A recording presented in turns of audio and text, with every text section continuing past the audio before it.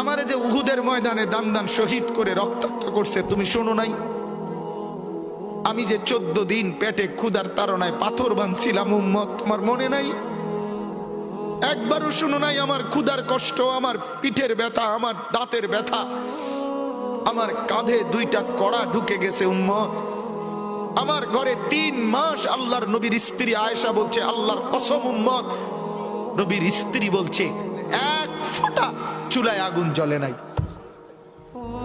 নওজোয়ান আপনারা বলেন বাপ, আজকে যাদের 1 বছর 6 মাস 2 বছর কোনদিন ফজরের নামাজ পড়েন না, দিনের পর দিন রাতের পর রাত যায়, এভাবেই 6 মাস, এভাবেই 1 বছর, এভাবেই 2 বছর, আপনি জানেনও না ফজরের ওয়াক্ত হয় কখন, ফজরের জামাত হয় কখন।